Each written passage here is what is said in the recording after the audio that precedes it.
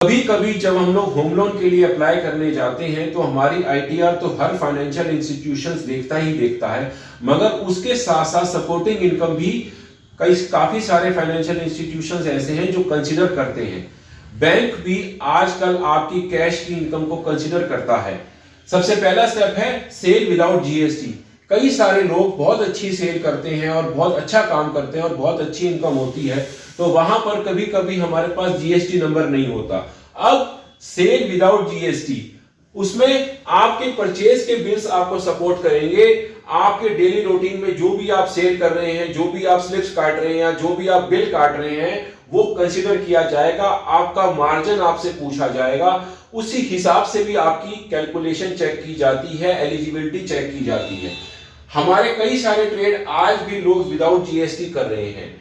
उसके लिए आपको जब भी आप होम लोन अप्लाई करें, आप जब भी होम लोन किसी भी अच्छे इंस्टीट्यूशन में या किसी भी बैंक में अप्लाई करें, तो उनको ये कहें कि भाई मेरे पास जीएसटी नंबर नहीं है, लेकिन मेरे पास रिकॉर्ड्स हैं जिसमें कि मैं आपको प्रूफ कर सकता हूं कि मेरी सेल बहुत अच्छी है और मार्जिन भी मैं ठीक ठाक कमा रहा हूं।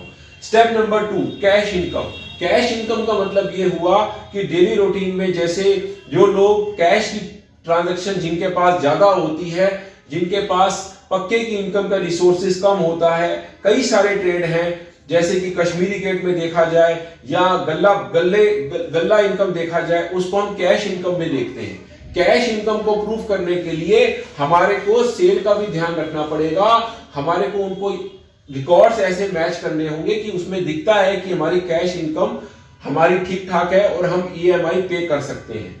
Cash rental oblique PG income. कभी ऐसा भी होता है दोस्तों कि हमारे को जो रेंटल आ रहा होता है वो कैश के रूप में आ रहा होता है। कैश, जैसे मान लीजिए आपका कोई टेनेंट है, आपको हर महीने 50,000 रुपया कैश एज अ रेंटल दे रहा है। आपके और उसके बीच में एक रेंट एग्रीमेंट है जो कि नोटरी अटेस्टेड है, रजिस्टर्ड नहीं है।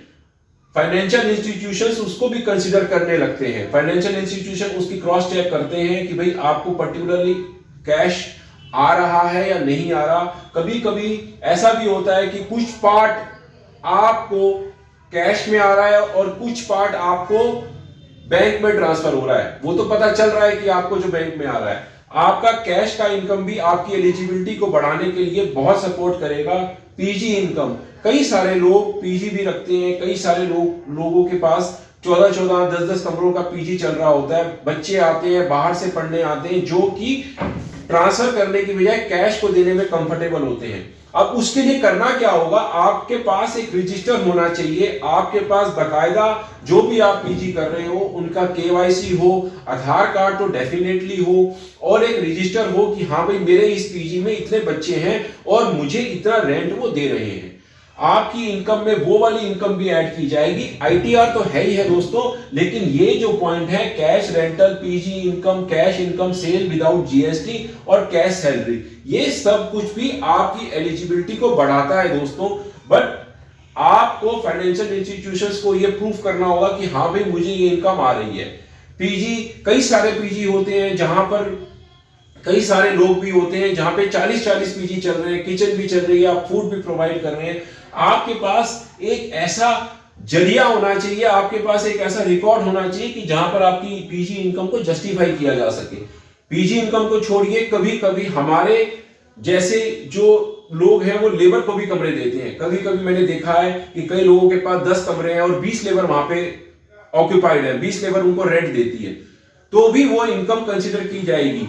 आपके पास कोई भी कैश रेंटल हो, चाहे वो लेबर से आ रहा हो, चाहे पीजी से आ रहा हो, चाहे वो किसी भी दुकानदार आपको दे रहा हो, वो इनकम भी आपकी काउंट की जाएगी। कैश सैलरी, मान लीजिए कि आपकी कैश सैलरी है अराउंड 50,000 रुपीज। आपकी cash salary around 50,000 rupees. 50,000 rupees आपने कह दिया, ठीक है जी मुझे 50,000 रुपया महीने का कैश सैलरी मिलती है, बट बैंक को कुछ ऐसा एविडेंस और कुछ ऐसे पुख्ती चीज चाहिए होती है जिसमें कि ये प्रूफ हो सके कि आपको ये सैलरी मिलती है। जैसे कि आप सैलरी सर्टिफिकेट भी बनवाकर दे सकते हो और आप अपने अकाउंट डिपार्टमेंट से भी ये करवा सकते हो, उनकी एक ईमेल आईडी से कि जी हाँ हम इनको इतना कैश दे रहे हैं।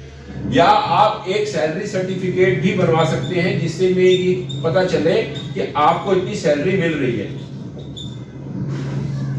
कैश सैलरी भी होम लोन में बहुत बड़ा रोल इंपॉर्टेंट प्ले करती है अगर आपको कैश मिल रहा है। अब नेक्स्ट स्टेप में अगर हम बात करें, 50,000 आपकी इनकम है, 50,000 आपकी एक सैलरी आ रही है, जिसमें कि 25,000 रुपीज आपको कैश मिलता है और 25,000 आपको अकाउंट में ट्रांसफर होता है।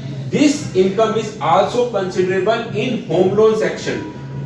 आजकल लोग जब भी अप्लाई करने जाते हैं तो लोग ये सोचते हैं कि हमें मिनिमम रेट ऑफ इंटरेस्ट मिले, लेकिन कभी जब आपके ये सारे सैरोगेट्स देखने के बाद फाइनेंशियल इंस्टीट्यूशन 15 पैसा, 20 पैसा, 50 पैसा बढ़ाकर आपको होम लोन मिल जाता है, बट ये चीजें भी काउंट होती हैं।